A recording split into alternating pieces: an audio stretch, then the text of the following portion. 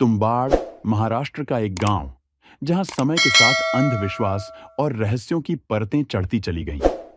1900 के दशक की शुरुआत में इस गांव में बारिश कभी नहीं रुकती थी।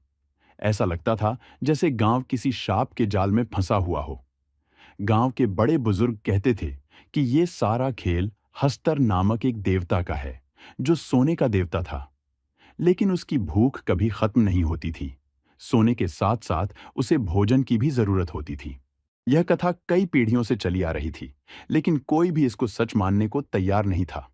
परंतु विनायक राव नाम का एक व्यक्ति इस कहानी को पूरी तरह से समझना चाहता था। उसे विश्वास था कि हस्तर का खजाना तुम्बाड़ में ही कहीं छिपा हुआ है।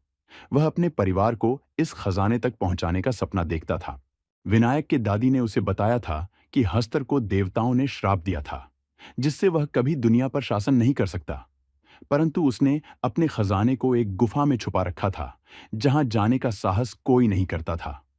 दादी ने चेतावनी दी थी कि हस्तर को जगाना सबसे बड़ी भूल होगी। पर लालच का अंधकार विनायक को अपनी ओर खींच रहा था। एक दिन उसने तुम्बाड़ की हवेली के नीचे छिपी गुफा की खोज कर ही ली। वह धीरे धीरे गुफा में उतरा, जहां उसने हस्तर को देखा। अधनंगा, विचित्र सा जीव जो अपने सोने के साथ बैठा था। विनायक ने एक चाल चली। उसने हस्तर को एक रोटी का टुकड़ा फेंका, और जैसे ही हस्तर ने रोटी पर झपट्टा मारा, विनायक ने उसकी थैली से सोने का सिक्का निकाल लिया। ये खेल विनायक के लिए दिनचर्या बन गया। वह हर बार गुफा में जाता, हस्तर को भोजन देता और सोने के सिक्के लेकर लौट आता। लेकिन धीरे धीरे उसकी लालच बढ़ती गई। उसने सोचा, अगर मैं हस्तर का पूरा खजाना पालूं तो मैं सबसे अमीर बन जाऊंगा। लेकिन एक दिन जब विनायक ने ज्यादा सोने की कोशिश की, तो हस्तर ने उसका पीछा करना शुरू कर दिया। वह विनायक को पकड़ने ही वाला था कि अचानक गुफा की दीवारें हिलने लगीं। विनायक ने देखा कि गुफा धंसने लगी है। किसी तरह उसने भागकर अपनी जान बचाई, लेकिन उसका लालच उसे बर्बाद कर चुका था। विनायक ने अपने बेटे को भी हस्तर के खजाने का राज बताया।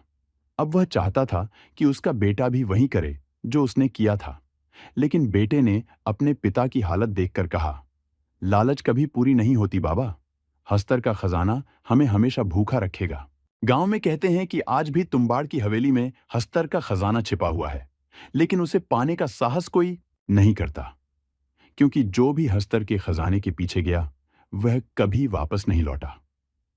तुम्बाड़ की ये कहानी लालच, भय और इंसान की अंतहीन इच्छाओं की कहानी है, जो हमें यह सिखाती है कि जीवन में संतोष सबसे बड़ा खजाना है।